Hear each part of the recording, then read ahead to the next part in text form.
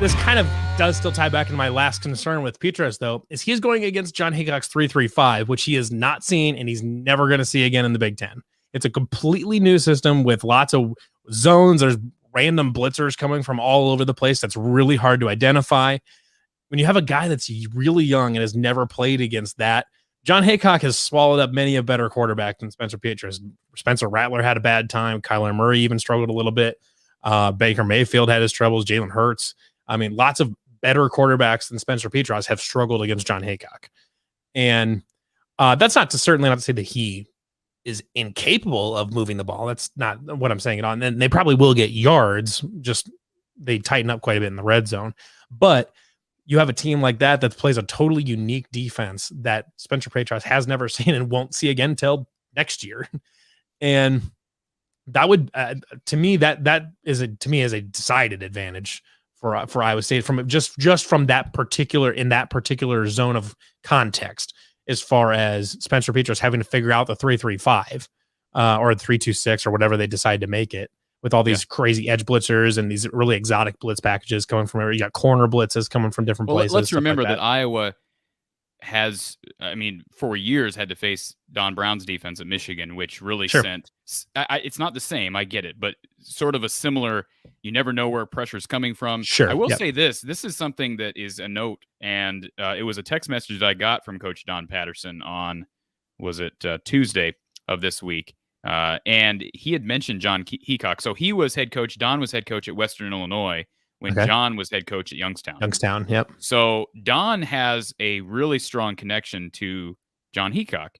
So I would not be surprised. I mean, obviously these guys have the tape out the wazoo. Sure. And Kirk is familiar with John Hickok now, but I would not be surprised if Don Patterson, he'll never tell us, but I would not be surprised if he's kind of helping Kirk out, helping the offensive line out this week. But I agree. Pressure, it's the offensive line is a concern of mine. It was a concern before the season started. I keep reiterating this. It concerns me that Kirk Ferentz is rotating 6, 7, 8 guys at offensive line, because that's not a Kirk Ferentz thing to do. Yeah, you're not creating continuity doing that, and it gets hard to sustain that. The defensive line is different. Like if Iowa can get 6, 7, 8 guys on the defensive line, defensive line's totally. If you keep guys fresh, Iowa State does that all the time too, where you're rotating basically 2 starting defensive lines. Yeah, but it's a concern. Again, I know part of it is because Kyler Schott's out. You're right; he will not be back this Saturday. But between Connor Colby and Mason Richmond and Jack Plum and Nick DeYoung and Justin Britt and Cody Ince, you just got so many bodies. And I agree with you. Continuity is an issue. I think a big part of it is how can you get your backs to block effectively? I mean, that because Tyler Goodson's proven. Ivory Kelly Martin's an experienced guy who's dealt with a lot of injuries, but is a veteran. He's been to Ames. He knows what it's all about. So I think I'm certainly concerned with Iowa moving the ball consistently, because they weren't able to do it against an average defensive line for Indiana. And I think most people besides Jim Coyle would agree that it's an average defensive line at Indiana this year. Sure. I think, and I don't know if we want to transition this conversation over, Levi, but I think it's a fair topic to bring up how Iowa State's going to move the ball against Iowa's defense, because I get it. Penix didn't look good last week. Sure. I get it. You've got Breece Hall. You've got a senior-laden team. You've got Milton. You've got Hutchinson. You've got all these guys. Kolar. You've got Allen. I get it. But let's remember about the whole tight end thing. Iowa's tight end to you. I'm sure you don't agree with that, but they are tight end to you. And so Iowa's used. You're going to have some years to make up here. In the last 5 years, right? Well, I mean, we're restricting that to the last 5 years. Before that, it's probably Miami. Miami? Yeah. Come on, Mark. Notre Dame kicks out some tight ends. Dallas Clark, Tony Moyaki, Brandon Myers. You dropped a bit off the cliff after Clark. The Miami list would be mighty impressive. Tony Moyaki dealt with a lot of injuries once he made it to the next level. Was successful in Kansas City when he was healthy. All right. Brandon Myers was a starter in Tampa Bay for many seasons. Who? Well, you say who all you want. You look him up. Go look him up. I'm just messing. I mean, listen, obviously Kittle, Hawkinson, Fant, but come on, this stretches back into the Iowa being tight end you over the last 5 years doesn't change the fact that Iowa State's tight end room and now over the last 5. over the last 5 years, though, that's ridiculous. Right, but are we playing this game over 5 years? Or are we playing this game on Saturday? Oh, we're playing it over on Saturday. Who's got the better tight end? Okay, room? that's not. Say we're it. not talking, say it out loud. Say it. Well, who's got the better tight ends? Who's got the better tight ends? The better tight ends collectively, Iowa State. Yes, but yes, you do. Hold on a second. I am not going to sit here and let you trounce all over Sam Laporta. Okay, I'm not saying he's bad. I'm saying he's one dude. Yeah, but I'm just saying we're talking tight end. Listen, I've got written down here tight end 1 versus tight end 1 is one of my matchups to watch because I do think it's very even. Like Kolar's coming off of an injury. And Sam Laporta hasn't really. He hasn't played against Iowa State, so Iowa State fans don't know what to expect with Sam. It's an Iowa tight end. They all do the same exact thing. Okay, but my point is, if Iowa's been tight, even if it is the last 5 years, Iowa knows how to defend multiple tight end sets. All right, They do it every day in practice. Sure. So, do I think it's a great unit for Iowa State? But am I really? That's not my biggest worry because I think Phil Parker knows what he's doing. Defending. I'm not saying like Iowa State Iowa has been a solid defensive team for a long. There's a reason they've been a good defensive team for a long. I don't think anybody's underestimating Iowa's defense. Like I don't think anybody's like saying they aren't good. I mean, they obviously are. They're really. I think they're really good this year. I think Iowa State and Iowa are both equally like I think they're both right in the same tier as far as like you have like the blue blood defenses and then maybe like the next tier down is Iowa State and Iowa and probably a couple others, something like that. They do things differently. Whereas Iowa runs their 4-3, they really pack the box. They do lots of different stuff like that. Where Iowa State will let up some yards, but they really lock down in the red zone. So they play defense differently, and their stats look a little bit different. But they still accomplish the same thing against who they need to play. So yeah, I don't think anybody is discounting the Iowa defense as a quality of a unit. But the way I'm kind of contextualizing this though is I'm looking at Iowa's offense versus Iowa State's defense in comparison to Iowa State's offense versus Iowa's defense, and I think it's fairly clear on paper and on film that Iowa State's offense has a higher ceiling, but based on the veteran quarterback that can move, that is accurate downfield, that makes play, that is a playmaker. So quarterback, the quarterback. So quarterback, Iowa State's got the advantage. Breece Hall, I would give a slight bump over Tyler Goodson. Okay, maybe slight, but you're grasping. Remember, Tyler Goodson was the first team All Big Ten running back last year. And Breece Hall was a first team All American. So I get it, but I'm just saying, like, I think when you get to this, Tyler Goodson's good. Breece Hall is a little bit better. Charlie Kolar is better than Iowa's tight ends. All of them. He's better than all of them. Mark. Yes, he's better than the best one, so therefore he is better than all of them. That is how math works. I know you guys don't do a lot of math at Iowa, but that's how it works. Yeah. Iowa State's offensive line is probably better than Iowa's right now. By the end of the season, we'll see. But personnel-wise, experience-wise, they just probably are right now. Iowa State's defensive line is probably better. The linebackers are probably better. The backs, if you want to take who's defensive line? They're probably pretty close. Iowa State's got the better individual players. Did you just say Iowa State's linebacking core or Mike Rose by himself? All three of them are. The linebacking group is objectively better. You really don't know anything about Iowa, do you, Levi? I know Jack Campbell is tall. Did you watch the game this past Saturday? Did you watch did. Justin Jacobs? Did you watch Seth Benson? Did you watch Jake Hummel? Did you watch Orion Vance? Why don't you just keep naming names, man? We can keep doing this all day. Iowa State's there's by every metric. Iowa State's linebacker by every metric. Coaching, fan base. I didn't realize there was a reason I left, and then I reemerged in the middle of you two to try to at least symbolically to separate you two. But I didn't know that I needed to watch both games play by play and then do my research so I could actually mediate. This is what. Let me just say this. First of all, I love your work, Levi. I think you do a great job, and I think you're great with. I think you guys all over at SB Nation are great with. Kind of riling, throwing fuel to the fire, so to speak. All right, and that's fine. I it's the business. I get it. But here's one thing that Levi's very good at doing, Mark. All right, and this is credit to him. This is a disclaimer. All right, for anybody who's an Iowa fan who's going over to his stuff, he loves to sort of, in a very respectful and side glanced way of kind of taking shots at Iowa, like. He just runs by the linebackers. Yeah, Iowa State got linebacker better. Yep.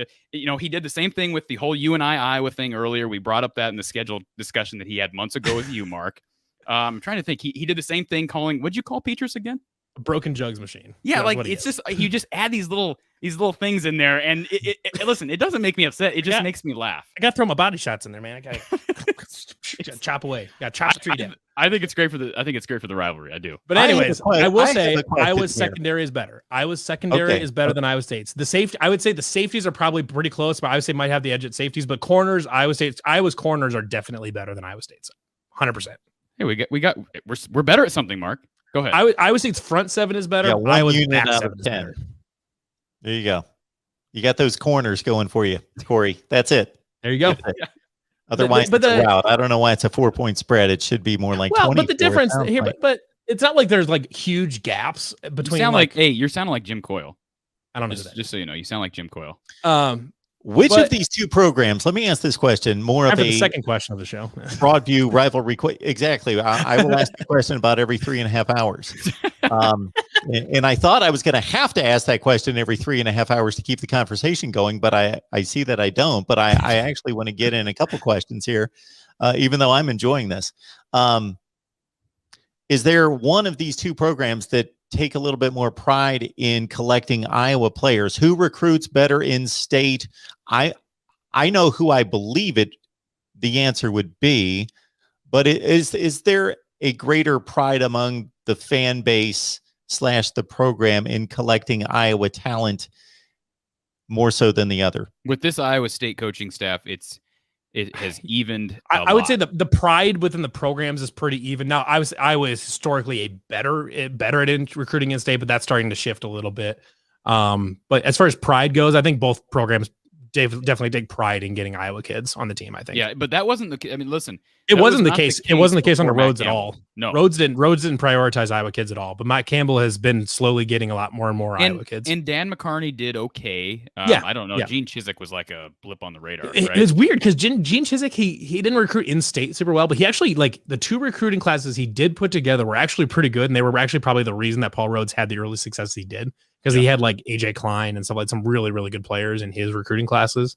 Ecleccio Semele is another one. But yeah, he didn't really prioritize in-state. Paul Rhodes, like I think he tried and then just realized he wasn't winning battles and then just kind of gave up and went to go get the fourth choices out of Texas and Florida, basically. It's kind of who's the best Iowa native on the Iowa State roster? See, the fact that he had to pause right there, Mark, that is the answer. I'm not trying to probably Colin Newell. I would say probably Colin Newell, who's the Iowa State center, which, I mean, if you look on, like I was looking at a few lists, wherever the Tyler Linderbaum is usually pretty clear cut the best center in college football. Colin Newell is usually put number 2. Like the two best centers in college football exist in the state of Iowa, and they're playing this weekend. Trevor Downing is also an Iowa native, very, very good lineman. Ryan Vance and Jake Hummel are both Iowa natives, both very, very good linebackers. Tucker Robertson, I think, is an Iowa native. There's a bunch of good Iowa natives. They're more like the linebackers and linemen and stuff like that. That's where the Iowa kids show up. That's where they do. So Levi, this is not me taking Cory's side and ganging up 2-on-1. I think this is a legitimate national perspective question on this, and this is where I come from, as you guys well know. You look at Michigan State during Mark D'Antonio. Obviously, Michigan State took the upper hand, but Michigan is the big brother in state, and Michigan State clearly the little brother, and that would take a long period of time, decades, for that to reverse.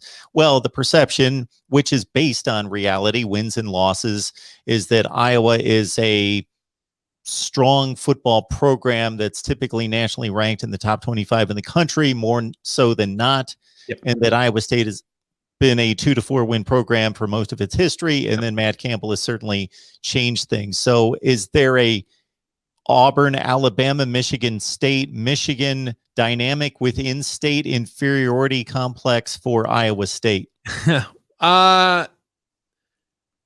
Yes. There are remnants left of it. I think it's diminishing, especially as Iowa State's been good.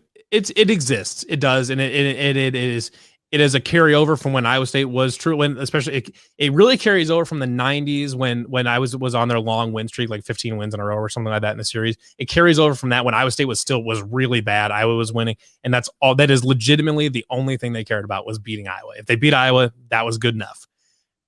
We're obviously way past that now, as far as where Iowa State is. So there are still older fans, especially, that still do kind of hang on to that mindset just because that's kind of how they grew up. That's a lot of the meat of their Iowa State fanhood is still based in that. I'm not going to lie and tell you that we don't care about the Iowa game. And I think Iowa fans that tell you that they don't care about the Iowa State game, it's nonsense. Everybody cares a lot about this game. And no matter which side tells you that they don't, it's silly to pretend that they don't. It's a rivalry. It is. It's an extraordinarily heated rivalry, and it's getting hotter. And so there are remnants left of this kind of the little brother complex where we feel like we have to show up older, big brother to do this forever. I don't really see Iowa State and Iowa as little brother, big brother, but that's how the complex works or whatever. And there are still remnants of it over, but I do see it diminishing. Well, now. let's.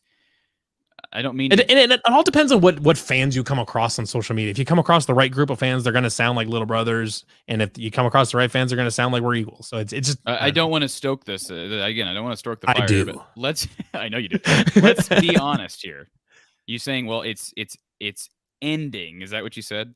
I said it's diminishing. I said it's diminishing. Matt Campbell hasn't beaten Iowa. Like that's it until you beat Iowa, you cannot say, "Oh, we're the big brother." Like that doesn't. No, that's not what he asked, and that's not what I said. He asked, "Is there a little brother complex?" And I said there is a little bit, but the little brother complex is going away. You don't have to win that game for the little brother complex to go away.